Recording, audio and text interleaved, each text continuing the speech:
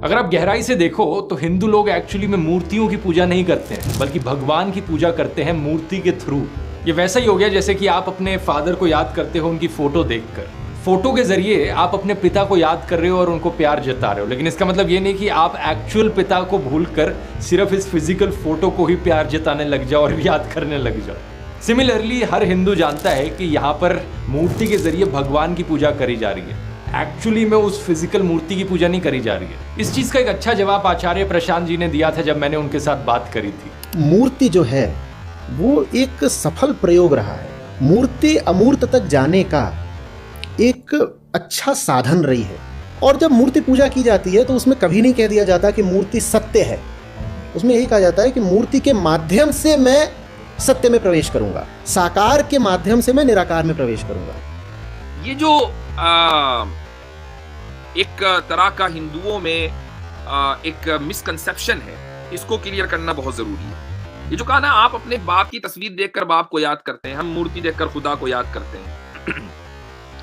मैं एक सवाल करता हूं, अगर एक आदमी अपने बाप की तस्वीर की जगह गधे की तस्वीर देखकर बाप को याद करे तो क्या ये बाप की तौहीन नहीं है? यकीनन बाप की तौहीन, क्योंकि बाप की जो तस्वीर है, जैसी तस्वीर है उसी को तो देखना चाहिए ना।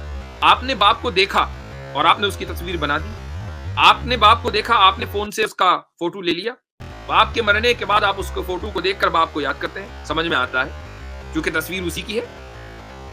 लेकिन अगर आप गधे की तस्वीर देखकर बाप को याद करने लगे तो आप खुद तौहीन महसूस करेंगे कि आप अपने बाप की तौहीन कर रहे हैं। जिसकी कोई तस्वीर नहीं हो सकती उसकी तस्वीर बनाना उसकी तौहीन नहीं तो और क्या है। एक और मिसाल ले लीजिए, जगह जगह जो सरकारी दफातर हैं मसलन, वहां पर मोदी जी की तस्वीर लगी हुई है जो कि मुल्क के प्राइम मिनिस्टर हैं।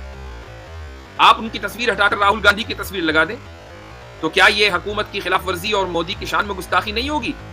जितने मोदी भक्त होंगे वो कहेंगे कि भाई ठीक है, राहुल ने भी दाढ़ी रखी हुई है, मोदी ने भी दाढ़ी रखी हुई है, इसका मतलब ये नहीं राहुल गांधी को की तस्वीर मोदी की जगह लगा दी जाए। मोदी की तस्वीर मोदी की तस्वीर है, राहुल गांधी की तस्वीर राहुल गांधी की तस्वीर है। आप एक इंसान की तस्वीर दूसरे इंसान की नहीं बना सकते। तो जिसकी कोई तस्वीर हो ही नहीं सकती, जिसका कोई शेप नहीं, कोई फॉर्म नहीं, उसकी तस्वीर बनाने का क्या मतलब? और ये तो फिर खुदा है। बहुत सी चीजें और तसव्वुरात ऐसे हैं कि जिनकी आप सुबह कयामत तक तस्वीर नहीं बना सकते। कोई आदमी बुज़दिली और बहादुरी की तस्वीर बनाकर दिखाए, हाँ, बुज़दिल और बहादुर की तस्वीर बना सकते हैं आप, क्योंकि बुज़दिल इंसान होता है, बहादुर इंसान होता है। लेकिन बुज़दिली और बहादुरी एक कॉन्सेप्ट है। आप उस कॉन्सेप्ट की तस्वीर बना दें और ऐसी तस्वीर बना दें कि सारी दुनिया उसको तस्लीम कर ले कि हाँ यही बुज़दिली की तस्वीर है, हाँ यही बहादुरी की तस्वीर है। तो जो चीजें इंसान से मुताल्लिक हैं, जो उसकी सिफत और उसकी खुसूसियात, हम अगर उसकी तस्वीर नहीं बना सकते तो खुदा के जिसने कभी अपनी तस्वीर दुनिया को नहीं दिखाई, खुदा के जिसकी कोई तस्वीर नहीं है, जिसका कोई शेप नहीं है, जिसका फॉर्म नहीं है, उसकी तस्वीर इंसान अगर बनाए तो क्या यह खुदा की शान में गुस्ताखी नहीं होगी? अच्छा, अब धौरव राठी अपनी इस बात को जस्टिफाई करने के लिए साथ में ये भी कहते हैं, देखिए उनके कमेंट में, सम मुस्लिम saying that how can there be idol of God when he has know body. कुछ मुसलमान ये कह रहे हैं कि खुदा की तस्वीर कैसे हो सकती है, उसका मुजस्समा कैसे हो सकता है जबकि खुदा का कोई जिस्म नहीं है। Well, hadith al-Bukhari and Muslim quote Prophet Muhammad sallallahu alaihi wasallam is saying, if any one of you fighting with his brother, he should avoid his face, for indeed Allah created Adam in his image.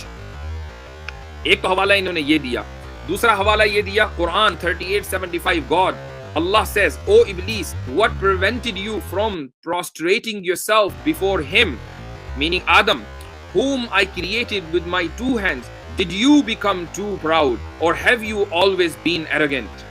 यहाँ इन्होंने एक हदीस और एक आयत का हवाला दिया है। सबसे पहले आयत को ले लेते हैं। आयत में कि I created him, I created Adam with my two hands, इससे वो ये साबित करना चाह रहे हैं कि खुदा के हाथ हैं। जब हाथ हैं तो फिर बॉडी है। तो ये जो आयत है इसके ताल्लुक से इसकी वजाहत करना जरूरी है। ये आपके सामने जो स्क्रीन शॉट है इस वक्त, ये तफसीर कुर्तुबी का है और बड़ी क्लासिकल तफसीर है। उसमें इस आयत के माना बयान किए गए हैं। लेकिन जो चीज अहम है वो मैं आपको आखिर में बताऊंगा। तो इमाम कुर्तुबी ये कहते हैं कि अल्लाह सुब्हानहू व तआला, यहां से देख सकते हैं, फ़ख़ातबन नास बिमा यअरिफूनहु फ़ी तआमुलिहिम। अल्लाह ताला लोगों से उस अंदाज में बात करता है जिस अंदाज को वो जानते और समझते हैं। अब मसलन आप अगर C+ لینگویج میں لوگوں سے بات کرنے لگیں، یا مثلاً پائتھن لینگویج میں آپ لوگوں سے بات کرنے لگیں، جس کو صرف IT اسپیشلسٹ سمجھتے ہیں، میں نہیں سمجھتا، ایک عام آدمی نہیں سمجھتا، تو ہمیں تو کچھ بھی پلے نہیں پڑے گا کہ کیا بات ہو رہی ہے. لیکن اگر ہم سے بات ہمارے انداز میں ہو، پھر لینگویج کوئی بھی ہو، ہم ترجمہ کر کے بھی سمجھ سکتے ہیں، تبھی تو بات سمجھ میں آئے گی. آگے کہتے ہیں امام قرطبی فَإِنَّ الرَّئِيسَ مِنَ الْمَخْلُوقِينَ لَا يُبَاشِرُ شَيْئًا بِيَدِهِ إِلَّا عَلَى سَبِيلِ الْإِعْظَامِ وَالتَّكَرُّمِ، کہ جو سب سے بڑا انسان ہوتا ہے، جو سب سے بڑی مخلوق ہے، مخلوق کی بات ہو رہی ہے، اگر وہ کوئی کام اپنے ہاتھ سے کرے تو اس کے اپنے ہاتھ سے کرنے کا مطلب یہ کہ اس نے اس چیز کو اہمیت دی، عزت دی. مثلا آپ یہ کہیں بادشاہ سلامت نے اپنے ہاتھ سے کھانا کھلایا، تو ہاتھ سے کھانا کھلانے کا کیا مطلب ہے کہ سامنے والے کو اتنی عزت دی اور اس کا اتنا احترام کیا کہ اپنے ہاتھ سے کھانا کھلایا. اس میں احترام اور عزت کا پہلو شامل ہے. تو اسی معنی میں ید یعنی ہاتھ کا لفظ قرآن کریم میں آیا ہے. فذکر الید ہنا بمعنی ھذا، کہ آدم علیہ الصلوۃ والسلام کو چونکہ اشرف المخلوقات کا جد امجد بنایا ہے، انسان کو اشرف المخلوقات بنایا، اس لیے لفظ ید کا ذکر قرآن کریم میں ہے کہ آدم علیہ الصلوۃ والسلام کو میں نے اپنے ہاتھ سے بنایا. یعنی اتنے احترام اور ان کو دیا اور اتنی عزت دی اور تم ان کے سامنے نہیں جھک رہے ہو. یہ آیت کا مطلب ہے. آگے مجاہد کہتے ہیں، مجاہد بہت مشہور مفسر و تابعی ہیں، وہ یہ کہتے ہیں الید ھا ھنا بمعنی التأکد والصلہ، کہ ید کا یعنی ہاتھ کے جو معنی اس آیت میں ہے وہ ایمفسائز کے لیے، اس کے معنی یہ ہے کہ میں نے ہی بنایا، لما خلقت انا، میں نے ہی آدم علیہ الصلوۃ والسلام کو بنایا، کسی اور نے نہیں بنایا. جب میں نے ہی بنایا تو اے شیطان تیری ہمت کیسے ہوئی کہ تو ایروگینس اور تکبر اختیار کرے.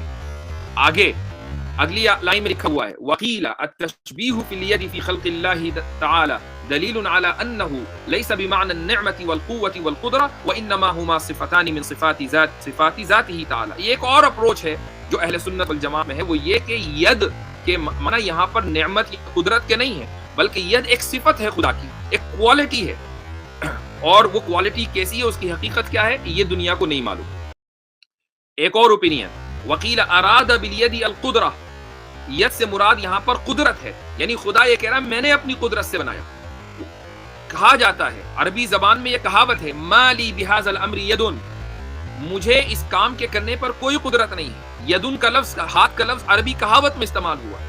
ایک اور شعر کا ایک ٹکڑا ہے جو امام قرطبی پیش کر رہے ہیں، وہ کہہ رہے ہیں وما لی بالحمل الثقیل یدانی، اس بوجھ کو اٹھانے کے میرے پاس ہاتھ نہیں ہے.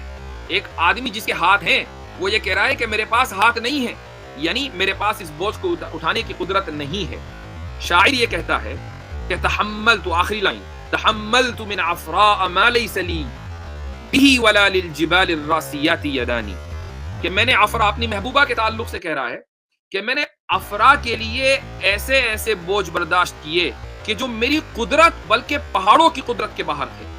وما للجبال الراسیات یدانی، یدان کا لفظ یعنی ہاتھوں کا لفظ پہاڑوں کے لیے استعمال ہوا، تو یہ عربی زبان میں کامن ہے. اسی اعتبار سے قرآن کریم کے اندر بھی ید کا لفظ اللہ سبحانہ و تعالیٰ کے لیے استعمال ہوا ہے. اسی طریقے سے صورت کا لفظ صفت کے لیے استعمال ہوتا ہے، کہ اللہ سبحانہ و تعالیٰ حدیث میں جو آیا کہ آدم کو اللہ نے اپنی صورت پر پیدا کیا، یعنی اللہ نے اپنی صفت کے اوپر پیدا کیا. جو صفات ہمارے اندر نوبل صفات ہیں وہ کہاں سے آئیں؟ وہ خدا کے پاس سے آئیں. تو اس سے ہرگز یہ ثابت نہیں ہوتا کہ خدا کی باڈی ہے. اور یہ جو میں نے آپ کو قرطبی کی بات بتائی اور میں نے کہا آخر میں ایک بات بتانے والا ہوں اہم، وہ یہ ہے کہ آپ دیکھیں اتنے سارے 3-4 اقوال میں نے ذکر کیے، لیکن ان میں سے کوئی ایک بھی ایسا نہیں ہے جو یہ کہہ رہا ہو کہ ہاں جی خدا کی باڈی ہے. تو مسلمان اس بات پر متفق ہیں، علماء اس بات پر متفق ہیں، جو حدیث کو آپ سے زیادہ سمجھتے ہیں، جو قرآن کو آپ سے زیادہ سمجھتے ہیں، کہ خدا کی باڈی اور جسم نہیں ہو سکتا، کیونکہ خدا خود ہی اس چیز کا اعلان کر رہا ہے. کیا اعلان کر رہا ہے؟ کہ لیس کمثلہ شیء، اس جیسی کوئی چیز ہے ہی نہیں. تو آپ جیسے ہی باڈی کا کوئی بھی تصور کریں گے تو اس کا مطلب یہ کہ آپ نے خدا کو مخلوق جیسا سمجھ لیا، جبکہ خدا مخلوق جیسا نہیں ہے. تو جب خدا خود ہی کہہ رہا ہے کہ اس کی کوئی مورت نہیں، اس کی کوئی تصویر نہیں، اس جیسا کچھ نہیں، اور آپ اس بات پر تلے ہوئے ہیں کہ نہیں خدا کے ہاتھ بھی ہیں، اس کا جسم بھی ہے، اس کی صورت بھی ہے، اس کی مورت بھی ہے، یہ چیز تو پھر اسلام کے خلاف ہے. اسی کو مس ریپرزنٹیشن کہا جاتا ہے.